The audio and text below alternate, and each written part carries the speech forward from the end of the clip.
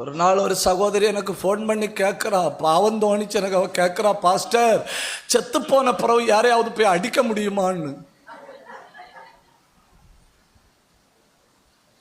செத்து போன பிறகு யாரையா போய் அடிக்க முடியுமான்னு. உடனே எனக்கு புரிஞ்சிட்டு இந்த ஆத்மாவுக்கு உதவி தேவை. நான் கேட்டேன், என்னாச்சு? அப்போ அந்த பெண் பிள்ளை என்கிட்ட சொல்லுது, பாஸ்டர் நான் நல்லா படிப்பேன். நான் காலேஜில் படித்து கொண்டிருக்கும் இந்த நல்ல படிப்பு ஒரு நாள் பேக் எடுத்துட்டு வீட்டில் இருந்து வெளியே இறங்கின உடனே ஒரு ஆள் எனக்கு எதிர்பட்டாரு. நீ பயங்கர படிப்புன்னு கேள்விப்பட்டனே அப்படின்னு என்கிட்ட சொன்னாரு. பார்ப்போம் அப்படின்னு சொல்லிட்டு போனாரு. எனக்கு ஸ்கூலுக்கு போக மனசே, காலேஜுக்கு போக மனசே வரல பாஸ்டர். நான் பேகை தூக்கிட்டு வெளியே இறங்கினதான் பேகை கொண்டு வீட்டுக்குள்ளே வச்சேன். எனக்கு என்ன ஆச்சுன்னு தெரியல, நான் ரூமுக்குள்ளே இருந்துட்டேன்.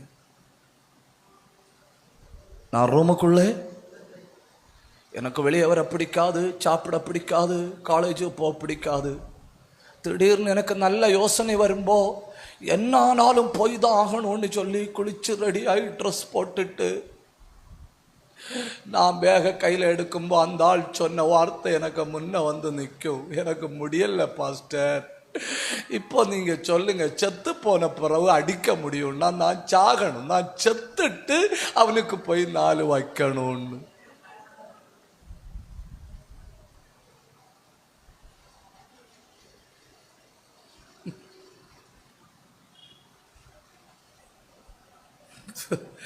நான் யோசிச்சு பார்த்தேன், செத்துட்டு போய் 4 வைக்க வாய்ப்புண்டுன்னா இந்தியாவில் இப்போ ஒற்ற அரசியல்வாதிகள் இருக்க மாட்டேனுமே.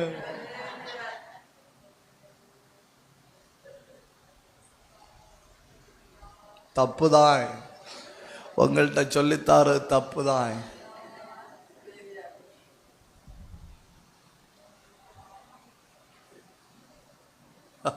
ஒரு ஆயுச தந்திருக்காரு இல்லையா? ஒன்றும் செய்யலைன்னாலும், ஒன்றுக்கும் விலை இல்லைன்னாலும் பாய எடுத்து போட்டு முழங்கால நின்று 5 சோத்திரம் சொல்லவா அவனுக்கு விலை இல்லை?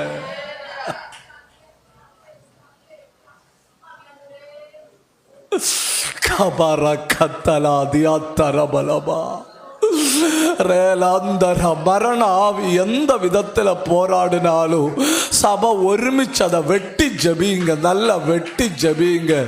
அந்நிய பாஷை அடையாளம் பெற்றவர்கள் அந்நிய பாஷை பேசுங்க. கிருபையுள்ள தேவ பிள்ளைகள் வாய